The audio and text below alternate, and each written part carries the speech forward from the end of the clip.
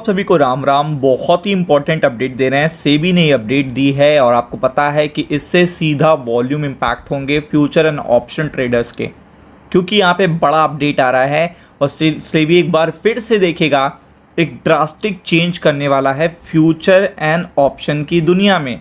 और आपको पता है कि जब फ्यूचर एंड ऑप्शन की दुनिया में सेबी कोई भी पार्ट को या किसी भी पर्टिकुलर सेगमेंट को टच करता है तो देन आफ्टर दैट वहाँ पे दो रिएक्शन आते हैं, एक पहला वॉल्यूम पे, दूसरा वोलेटिलिटी पे। तो दोनों ही रिएक्शन आपको यहाँ पे देखने को मिलेंगे। द होल कॉन्सेप्ट इज देखेगा related to future and option contract. और आपको पता है कि फ्यूचर एंड ऑप्शन के कॉन्ट्रैक्ट्स में अगर कोई चीज़ चेंज होती है तो या तो वॉल्यूम बढ़ेगा या तो घटेगा, या तो देखेगा चीज़ें देखेगा महंगी होंगी या तो सस्ती होंगी।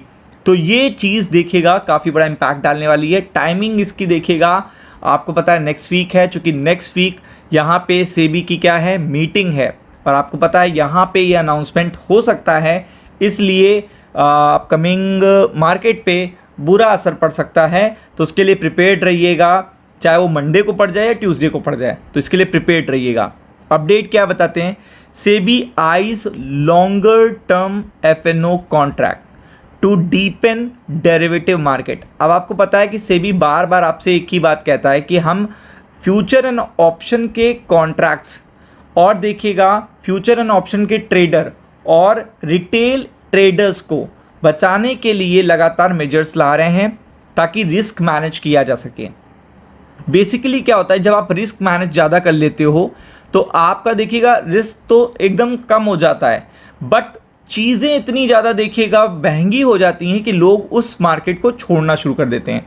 अब आप छोटा सा मैं एग्जांपल लेता हूं कि कोई भी पर्टिकुलर बिजनेस है, आप कोई बिजनेस ले लो, अगर वहाँ पे लोग बढ़ रहे हैं तो समझ लीजिए चीज़ें कॉम्पिटिटिव रहेंगी और एक अच्छा देखिएगा रिस्क फैक्टर बना रहेगा।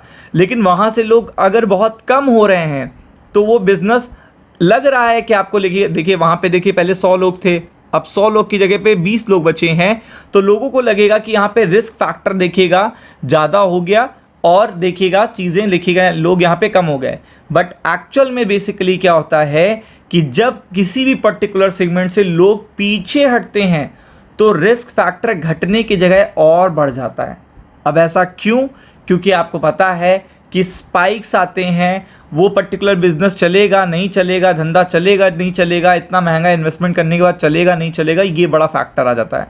तो सेम चीज़ है, सेबी क्या कर रहा है, एफएनओ कॉन्ट्रैक्ट को देखिएगा अगर लॉन्गर टर्म का करेगा तो आपको पता है कि एफएनओ कॉन्ट्रैक्ट्स क्या हो जाएंगे, महंगे हो जाएंगे, उतने ही महंगे कॉन्ट्रैक्ट्स हो जाएंगे। जितने महंगे कॉन्ट्रैक्ट्स होंगे उतना ज़्यादा देखिएगा ज़्यादा पैसा लगेगा, वॉल्यूम इम्पैक्ट होंगे। अब जब रिटेल ट्रेडर की पहुंच से बाहर ये कॉन्ट्रैक्ट जाने लगेंगे तो ये आ जाएंगे बड़े ट्रेडर्स के कॉन्टैक्ट में, एचएनआईज के, एफआईआईज के, तो वो मार्केट को बहुत आसानी से ला पाएंगे क्योंकि वो बड़े प्लेयर हैं, उनके पास पैसा ज़्यादा है। आप जो चीज़ 3 लॉट में काम कर रहे थे आप 2 लॉट में करने लगोगे या 1 लॉट में करने लगोगे तो आपके यहाँ से जो पकड़ है वो ढीली हो जाएगी। तो सेम चीज़ है, इससे देखिएगा रिस्क मैनेजमेंट तो होगा कि बहुत सारे रिस्क जो रिटेल ट्रेडर हैं वो चले जाएंगे, लेकिन जब जब रिटेल ट्रेडर इस पर्टिकुलर सेगमेंट में आएंगे तो उनको झटके लगेंगे। तो आप देख सकते हैं यहाँ पे कोऑर्डिनेशन कर रहा है विद आरबीआई ऑल्सो, इंट्रोडक्शन करने वाला derivative link to the bond market also, बहुत सारी चीज़ें नई नई प्लान कर रहा है। तो बेसिकली क्या है आपको पता है नेक्स्ट पर्टिकुलर वीक में क्या है, यहाँ पे सेबी के मीटिंग आपको देखने को मिलेगी और जो पर्टिकुलर रेगुलेटर है वो जा रहा है longer term future and option contract. जितने लॉन्गर टर्म देखिएगा कॉन्ट्रैक्ट्स होंगे उतने महंगे होंगे, ये चीज़ बहुत ही इंपॉर्टेंट है। इससे क्या होगा, रिस्क तो मैनेज हो जाएगा, बहुत सारे देखिएगा ट्रेडर गायब हो जाएंगे मार्केट से, बट द थिंग इज कि इससे चीज़ें देखिएगा बड़े सेंट्रलाइज्ड लोगों के हाथों में आ जाएगी। तो longer term future and option contract will play an important role according to the SEBI. Risk management capabilities enhance हो जाएगी नो डाउट, क्योंकि आपको पता है कि लोग यहाँ पे देखिएगा उतनी कैपेसिटी से ट्रेड नहीं कर पाएंगे जितनी कैपेसिटी से अभी कर रहे हैं या पहले कर रहे थे।